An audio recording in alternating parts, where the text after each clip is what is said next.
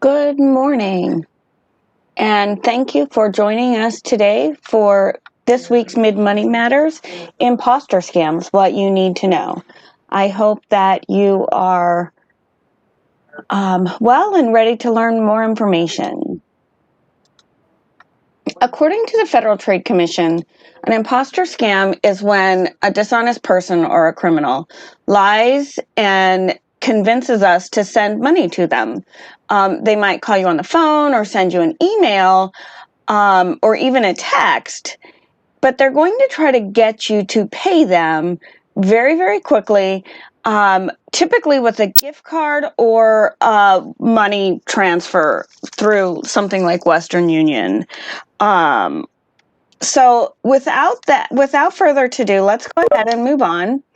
I think it's really important that we understand that criminals do not discriminate.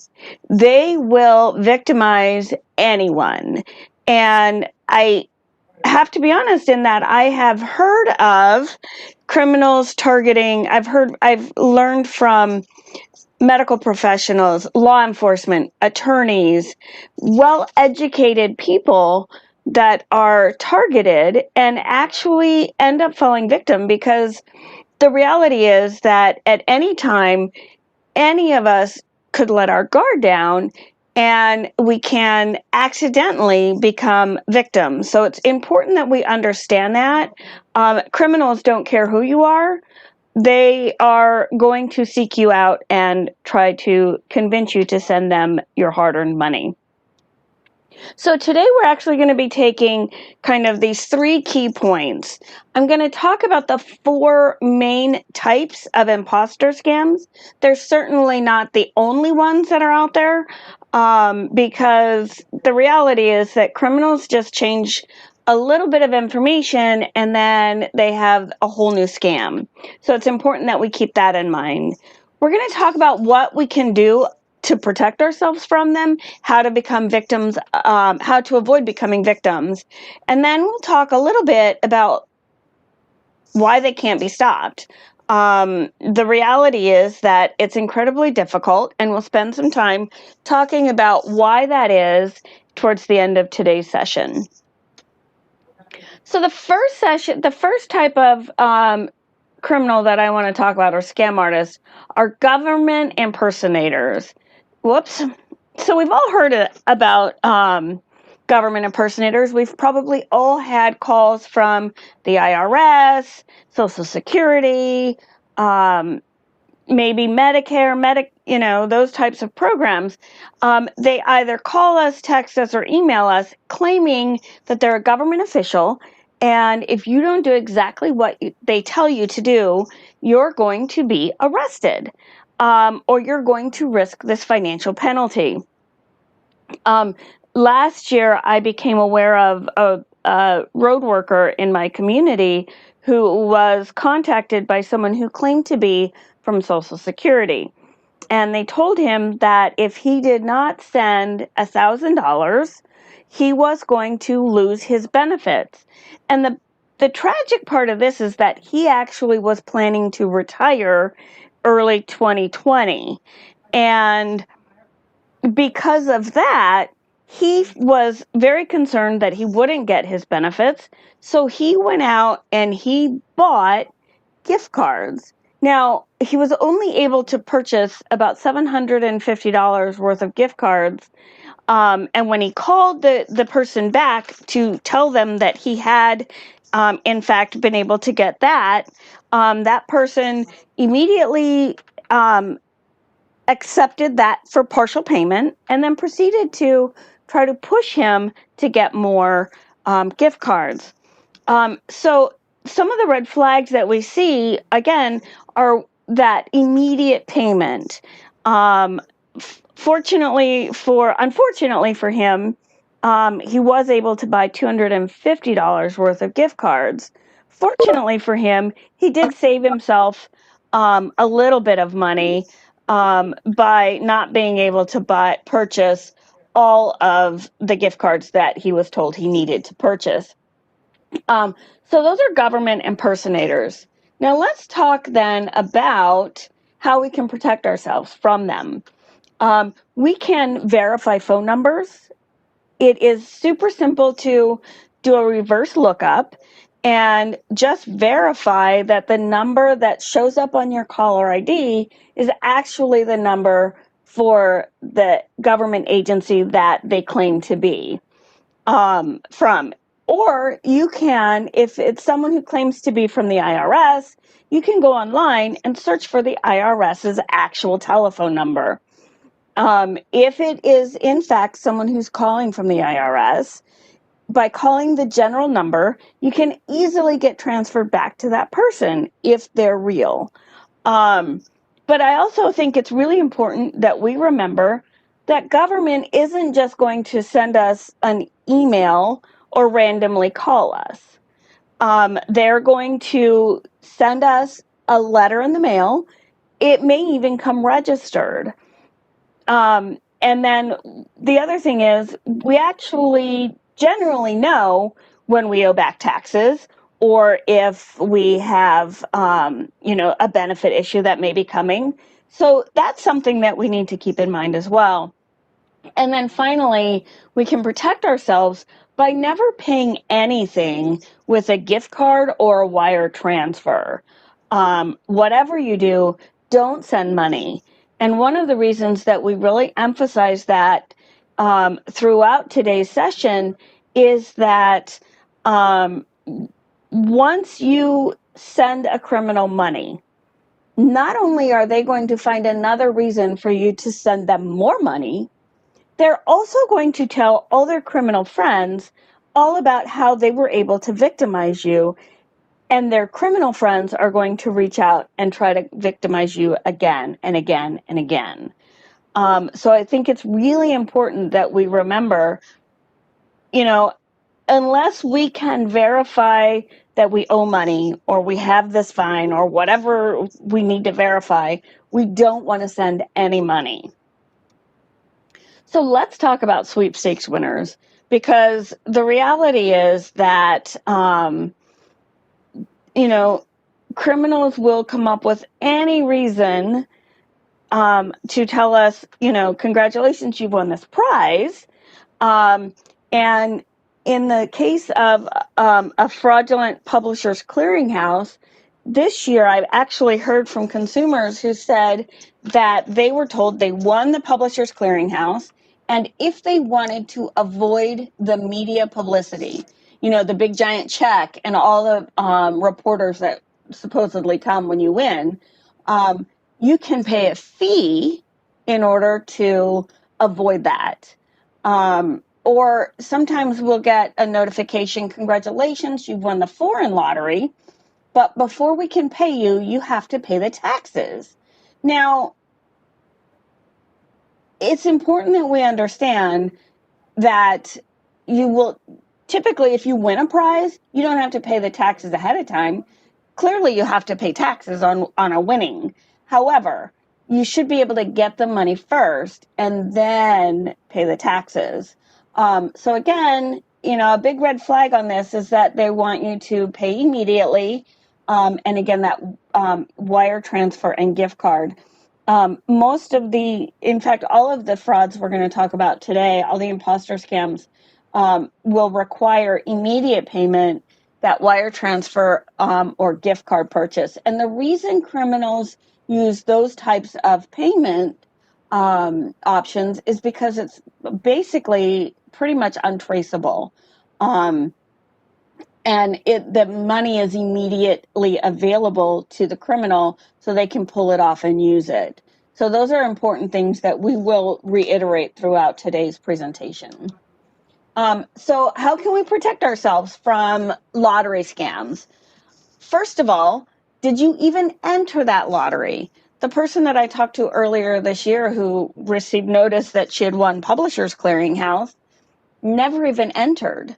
So if I didn't enter a lottery, how can I be a winner? And then the other thing we want to keep in mind is that in the United States, foreign lotteries are illegal.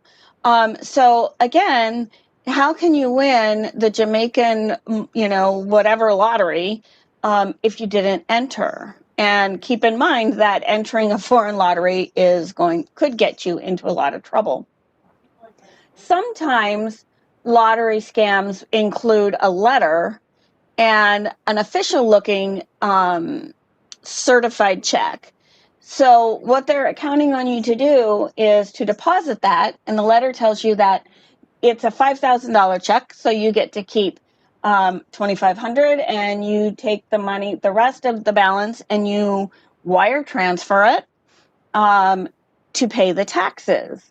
Well, the reality is it comes back a few days later or even 2 weeks later, and it's a bad check. It's a counterfeit check. And what a lot of people don't realize is that when you sign the back of that check, you're telling your financial institution that you know the check is real, and if it's not, you're going to make it right.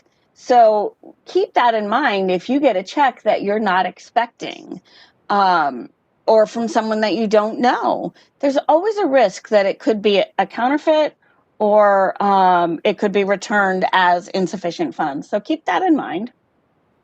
And remember that we should never have to pay money to get money. And that applies for winnings. It also applies for advance fee loan scams. We don't talk about those in today's presentation because they're mostly not considered imposter scams. But, again, an advance fee loan scam looks like, here you've been offered this loan, or you apply for a loan. And in order for you to be approved, you have to pay fees. You have to show that you can make the payment on time, and they want you to pay these fees. So never actually pay money in order to get money, unless you're doing something like a mortgage application or something along those lines that has fees associated with that process. And again, once you start to send money, the story changes, and you have to send more and more and more. And sadly, there are people who lose everything and end up with nothing left. So it's really important that we remember not to send money to criminals. So let's talk then about the family or friend in distress.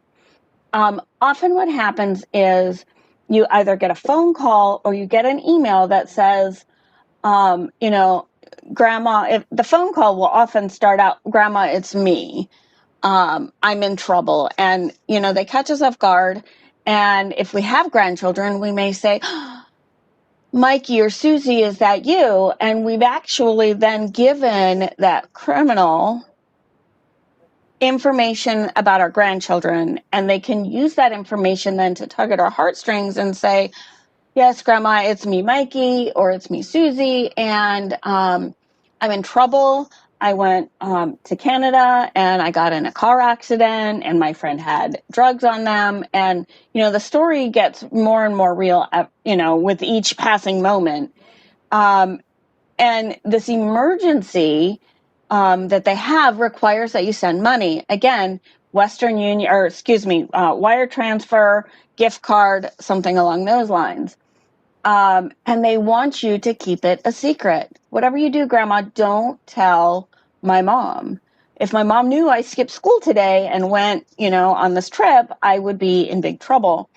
And they want you to keep it secret because the minute you start asking questions, you may realize that the person who's calling is indeed a criminal.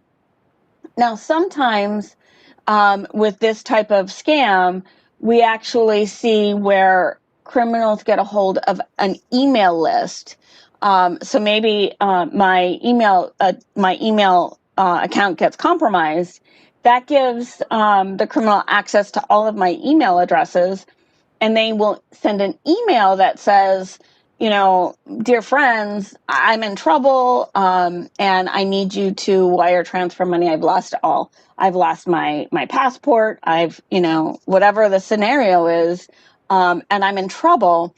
So I really need you to help. And I actually read an article not that long ago about somebody who actually had that happen, and several people from her email list actually wire transferred money thinking that they were helping this person, and the reality was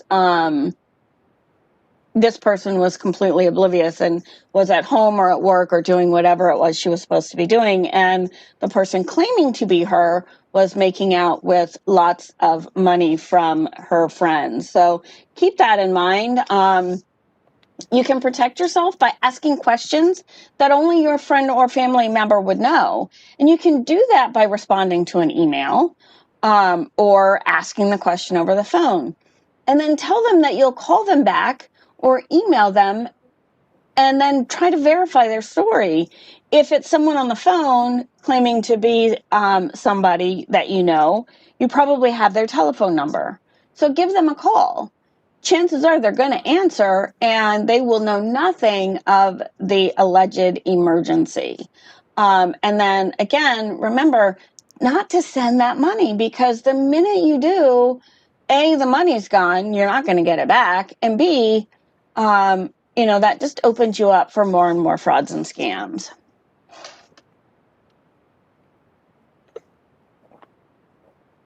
The next scam that I want to talk about are romance scams.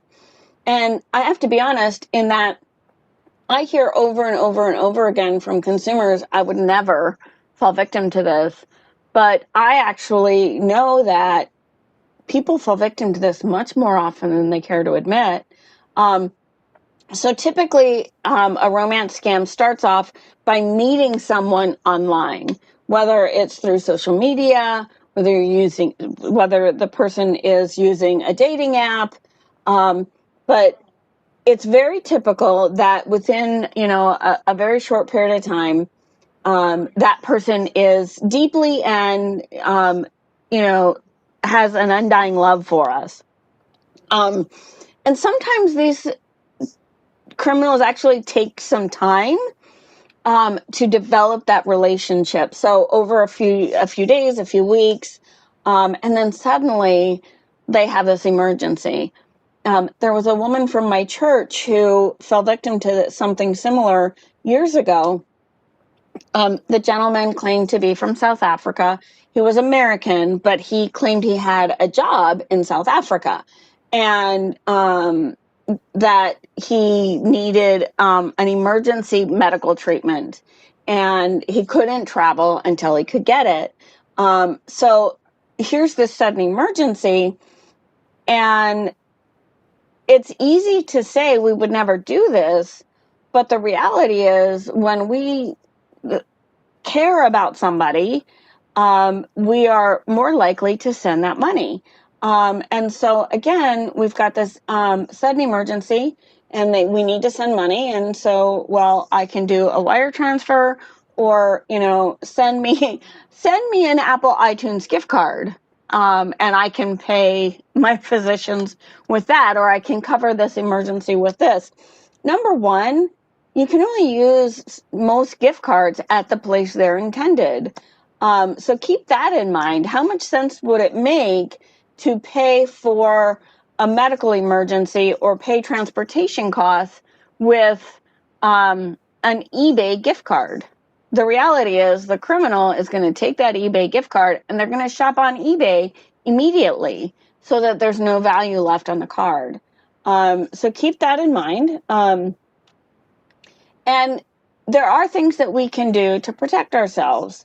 So one of my favorite things to do is encourage consumers who are using dating sites to take a copy the picture and paste it into your favorite search engine and see if that picture has been used in other places. It's actually kind of funny when you put your person's picture in and you see that it's available on Shutterstock, or it's available as a free download through Google. And that picture is just something, it's a legitimate picture that someone took, but it certainly isn't associated with the person that claims to be your true love. And then check their story. The person from my church, the gentleman claimed he lived in South Africa for work, but when we did the research, that company was not even located in South Africa. They had no reason to be there. And so, had she checked his story before building this relationship, she would have been able to figure out that it was a fraud very early on. Now, it's also okay if you've been on social media or you're using a dating app site to meet that person in real life. But you need to make sure that you do it in a safe, very public place. And then don't share compromising pictures. We may all kind of giggle and say we would never, but the reality is when we're in the middle of a chat, middle of a conversation, and they're sending pictures, it can happen. We get caught up in the moment and those types of things happen. So it's important that we keep that in mind. And again, save your money. Don't send that gift card. Don't send that wire transfer. There are many different ways that we can make sure that the person that we're talking to genuinely is the person that we think they are, and that hopefully they're not a criminal. So make sure that you do that homework and you protect yourself by checking those pictures, check the backstory, make sure that you're actually talking to someone that you think you are. So as we start to wrap up, I think it's important that we step back and we look at, we've talked about 4 different imposter scams, but they all have something in common. They want immediate payment, and it's typically an untraceable payment type. So we have to keep that in mind. And we should know that the reality is there are very few true emergencies. There's nothing that really can't wait to be verified. Take that extra 5 minutes, take that extra 20 minutes. Sending money is something that, before you send it, make sure that it's actually, what you think it is. Keep in mind, if you don't answer your phone, you can't be scammed. My rule of thumb is, unless you're my husband, my kids, or my mom, I don't answer my phone. Legitimate calls can leave a message. That recording that says I owe money to the IRS, I can verify that before I actually even return a call. And remember that criminals they're really a dime a dozen. And they're always coming up with something new. We're hearing more and more about COVID-19 scams, where if you pay a fee ahead of time, you can be guaranteed that you'll get the vaccine before everyone else in your community. Again, it's that sense of urgency, and we need to keep that in mind. That's another scam, another imposter scam that is coming out as we speak. And I believe that, with COVID continuing to rage on, the scams are going to become more and more. So keep that in mind, and remember that they're always looking for a new angle to get our hard-earned money. If you get an email or you find someone contacts you over the internet, you can verify the link by hovering over the link itself. You take your mouse cursor and hold it over the link, and actually what will pop up is the actual email address that the email is coming from. So maybe it appears that you're getting an email from me, Katr Boyer at pa.gov, but when you hover over it, it actually shows a foreign email address that isn't even close to what you think, to who it's coming from. And then it works the same way if someone's asking you to click on a link and pay money that way. If you hover over the link, it will pop up and show you exactly where you're going. You also want to look for poor grammar and spelling in emails. Criminals use free language translators, and unfortunately, what you pay for, and those translators don't always work well. They don't necessarily get grammar or syntax, so look out for that poor grammar and spelling. Or you might get an email that says, "Dear valued customer, your credit card information has been compromised. That's another form of an imposter scam, where the sender of the email claims to be from your credit card company, and you need to act quickly in order to save your good credit, or you need to act quickly and pay your past due taxes. Again, use those hover techniques. Know that the IRS isn't going to email you and say, "Dear taxpayer," right? So keep those things in mind. I often am asked why imposter scams can't be stopped. And the reality is, they're incredibly difficult to locate. Back a few years ago, when the IRS scam was running rampant, they did bust a call center that had something like somewhere between 500 and 700 people who were working in India, calling Americans, claiming that they owed IRS back taxes. And so it does happen, but they also move locations very frequently, or they change the story. And believe it or not, they'll change their target audience. The top three scam targets are older adults, students, and military. And unfortunately, student and military personnel kind of flip-flop between second and third place as far as the top targets. So we have to keep that in mind as well, that they change their target audience so that they get a whole new pool of people to try to scam.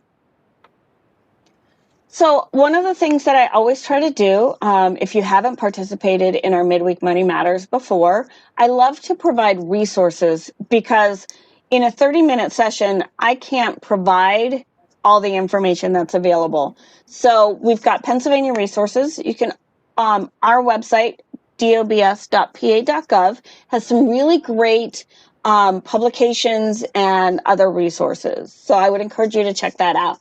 If you become a victim, you want to contact the Pennsylvania Attorney General's office at attorneygeneral.gov. You also want to make sure that you notify your local police department.